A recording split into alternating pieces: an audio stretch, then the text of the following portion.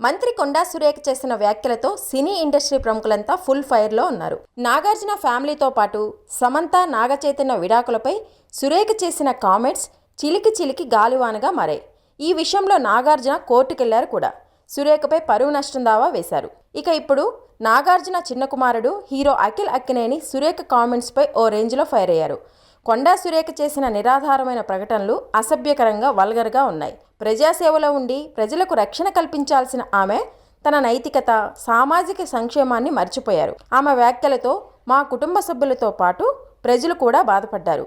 ఆమె స్వార్థపూరితంగా నడుచుకుంది. పొలిటికల్ వార్లో గెలవడానికి ఆమె తనకంటే చాలా ఉన్నతమైన విలువలు, సామాజిక అవగాహన ఉన్న అమాయక వ్యక్తులపై దాడి చేసి బలి పశువులను చేసింది. కుటుంబ సభ్యుడిగా, సినీ వర్గాల్లో సభ్యుడిగా నేను ఈ విషయంలో మౌనంగా ఉండను.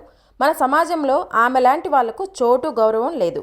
ఎవరూ సహించలేని ఆమె తీరు ఎప్పటికీ ఇది క్షమించబడదు అని స్ట్రాంగ్గా రియాక్ట్ అయ్యారు అఖిల్. మరోవైపు అక్కినేని అమల చేసిన ట్వీట్కి కూడా అఖిల్ స్పందించారు. అమ్మ, మీ ప్రతి మాటకు నేను మద్దతిస్తున్నాను. ఇలాంటి అర్థం లేని విషయంపై మీరు స్పందించాల్సి రావడం పట్ల విచారంగా ఉంది. కానీ కొన్నిసార్లు ఇలాంటి సామాజిక విద్రోహుల వ్యాఖ్యలపై రియాక్ట్ అవ్వడం తప్ప మనకు వేరే మార్గం లేదు అని కామెంట్ చేశారు అఖిల్. ఇప్పటికే టాలీవుడ్ ఇండస్ట్రీ మూకమ్మడిగా సురేఖ వ్యాఖ్యలను ఖండించింది.